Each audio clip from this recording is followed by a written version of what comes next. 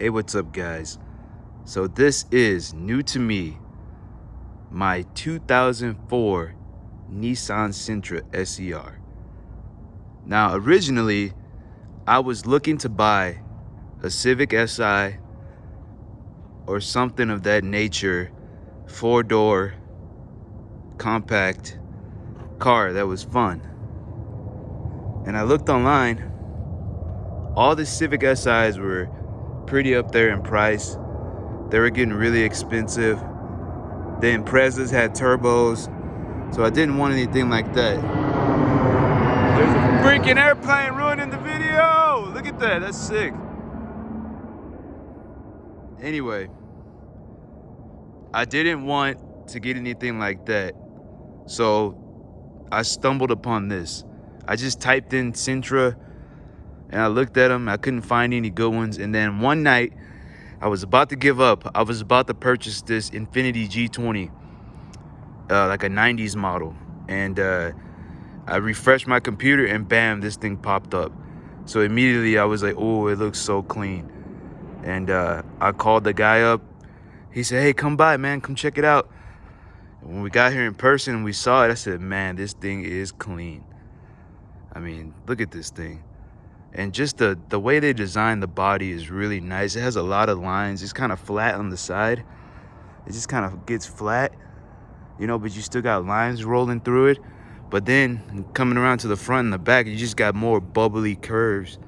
And I just love this, the two vents in the hood, how they just kind of, the two dips in the hood, how it just kind of curves down. Just like almost reminiscent to like a sports car, and then kind of like that grill on the bottom reminds me of like a vacuum or something, just sucking up air, you know. Bold Nissan badge on the front. There's another one! Damn it! Fuck, there's nothing going on this time of year. No events or nothing. Anyway, so the wheels on this car are MB motoring wheels, and they really complement the car's body. I don't know, something about these wheels.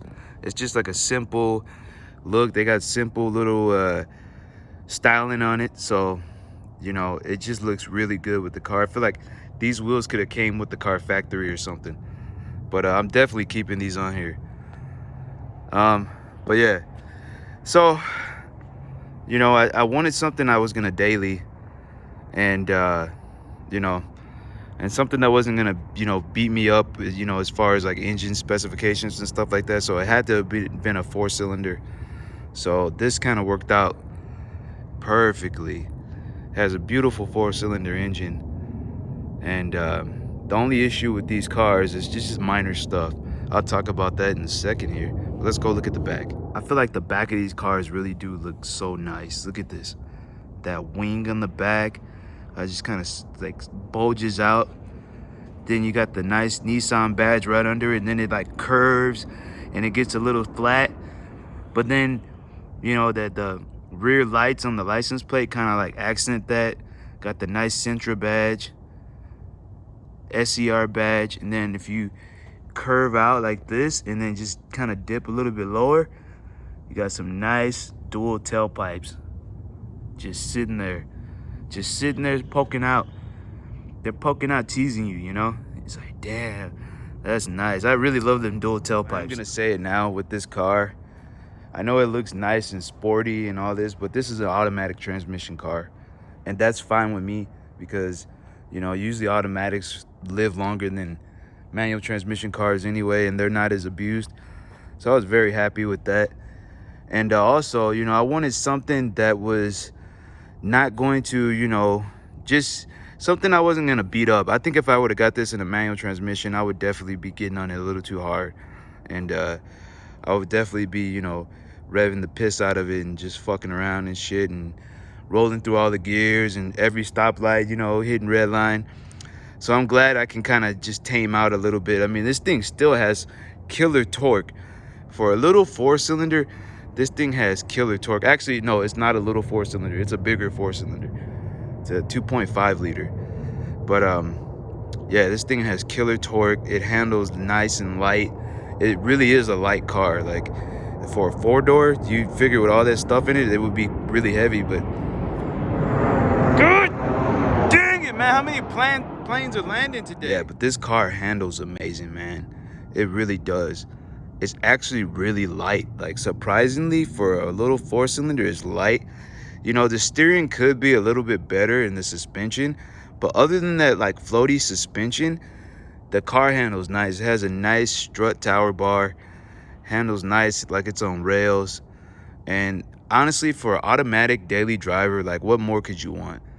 You know, the price I paid for this car is like, you know, a lot lesser than what people are paying today for used cars. All right, guys, so now we're checking out the interior here to this new to me Sentra. So first thing I want to point out is these seats. I really love this, like, I don't know what the freak color, grayish, gunmetalish type look. I don't know why. I like that a lot. It looks so different. You know, I really haven't seen that type of like colorway, but I'm glad this interior has like a darker color to it. I don't dig too much of the light bright interiors, but as you can see, these seats got nice bolstering in them, and they're actually surprisingly soft and comfortable. So for the passenger side, you can see that like leg room is really good. It goes back really far right there, and your seat, you can just go all the way back if you wanted to. You can extend that thing back. You got a nice glove box. Yeah, nice little glove box there.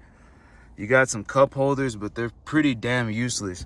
It don't matter what the hell you put right here, it's gonna knock over. If you go for a left or right turn, you better have a fucking catch can or something, because that drink's gonna spill. So got rid of the factory radio. That thing was trashed. The antenna was making all kinds of fucking noise. So had to get rid of that. Got the automatic transmission. As you can see, it doesn't have a sport mode or nothing like that, just overdrive. But surprisingly, this thing is geared really well for an automatic. It's geared like a sporty car. Like, they actually geared it to where whenever you get to red line, that shifting does not lag. It shifts right on time, and it downshifts like pretty early too. And it has good just takeoff in general. It's light and it just wants to take off, you know. We got nice little sporty wheel here. You know, this wheel is nice and wrapped. It has like this nice tightly wrapped leather right there. I like that. Thick in the hands. It feels really good when you're driving. It really does. You know, you don't got all these crazy buttons. They're right here, but when you're driving, seriously, you can just grip that.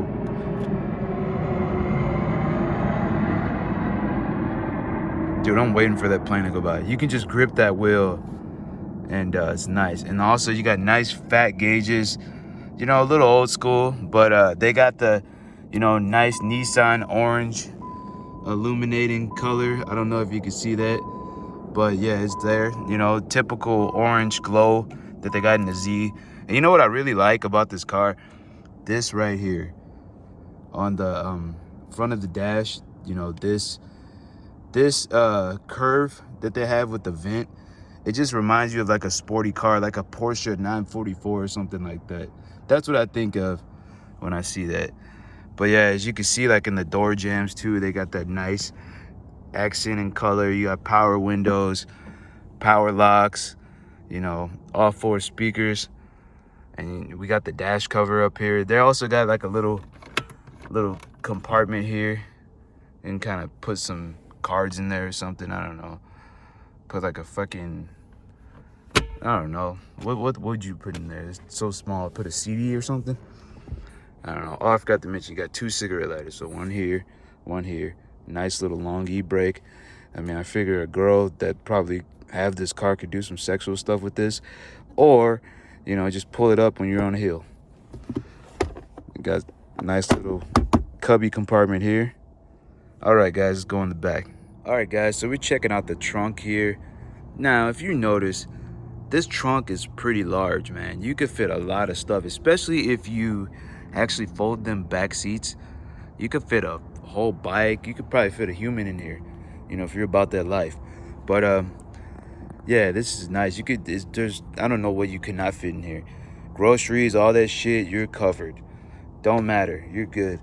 And the good thing about the Sentra is that it doesn't matter which model you get for this era, because, you know, the 1.8, the GXE, the SER Spec V, you know, they all have the same dimensions and the same width. So it doesn't matter. You're still going to get that space in whichever one you choose regardless. So that's cool. Yes. This is the QR25 engine. I think it's called QR25DE, 2.5 liter. The best part about this is when I bought this car, I popped the hood and I was looking at it. I said, hey, did you guys change the head gasket? They said, no, we changed the whole engine. We replaced the whole engine. It has 0 miles. So, you know, it has better pistons than the original car had, and just fully upgraded, you know, internals. So that's really good. And everything else is just redone, replaced, timing chain, all the internals, you know, pistons, rods. So I pretty much got a brand new engine, you know, 0 miles. And, you know, for automatic transmission, come on, you know. I heard the engine actually was still fine. I heard that the pistons just were getting oil on them, so it was blowing a lot of smoke out the back. So that's why I say, guys, with these cars, if you decide to get one of these with the 2.5 liter, constantly check your oil. Make sure you're checking your oil at least once a week, and making sure you're topped off. Because if you let the oil get low and then metal starts to get too hot in there, then you could warp something, and then, you know, you got oil flowing where it doesn't need to, and you know, you're pretty much wearing on your engine's life. But I replaced this manifold here because the original manifold has a pre-cat on it. That pre-cat breaks down over time, and those particles get into the engine, and it prematurely wears out the engine. So I went ahead and replaced that after doing some research, you know. And that's pretty much all you got to do to these cars, man. That's pretty much it. And, you know, just check your oil. That's literally it. I know the 2002 to 2003 models or something like that, they have these intake manifold butterfly screws or something like that. So you got to make sure you get those nice and tight. But this is a 2004 model, so I heard they fixed that issue within these years. But you got a nice strut tower bar on here. Everything's pretty much accessible. There is some stuff in the back here that's a little pain in the ass to get to, like power steering pump and stuff like that. But it's not impossible to get to. It's just time consuming. But everything else is pretty much laid out. The only thing I really changed was this transmission mount here. See it way down there. I went ahead and replaced that. So, all right, guys, just to wrap it up with this 2004 Sentra, I think it's a good buy. If you're looking to buy one of these, I would say go ahead and do it. It doesn't matter which one you get. You can get the fucking 1.8, the SER, the GXE, the special edition, the Sport. I don't know. They got so many different little ones. But I think these are great cars, and I think in 20, 30 years, you know, these cars are going to get more rare, especially if you got the SER model and the Spec V. So I would just hang on to them, and, you know, just, you know, they're going to be, you know, classics one day. Maybe. I don't know. Maybe they'll just be like a Tercel or something. That car that just, it never hit like, oh, that's a classic, but it's kind of cool. But I know like the early 90s SERs are definitely classics, and people still hunt for those, especially in like Mexico and stuff like that. So, you know, you got a fan base, and there's a fan base for these cars. But if I learn any knowledge about these and something I can help with, you know, hey, I'm here. If you guys got any knowledge, let me know too. You know, it doesn't go to waste, you know. Everything that's presented is helpful in some kind of way. So, all right, guys, have a good one. Thank you for watching, and we'll see you in the hard body. I'm still gonna drive the hard body, but not daily. I'm waiting to get it painted, and I'm gonna take it out maybe 2-3 days out of the week, maybe 2 days out of the week, and then put it back, because I want to keep my hard body. You know, I want my hard body to still be rolling 30 years from now. 30 years from now, I still want to be in my hard body, and I still want to have it on the road. So that's why I'm doing all of this. You know, you can't be out there having the hard body 30 years later if you're just hogging on it every day, getting on the freeway, you know, getting in traffic and hauling ass. And yeah, no, I want to preserve my hard body. All right, guys, thanks.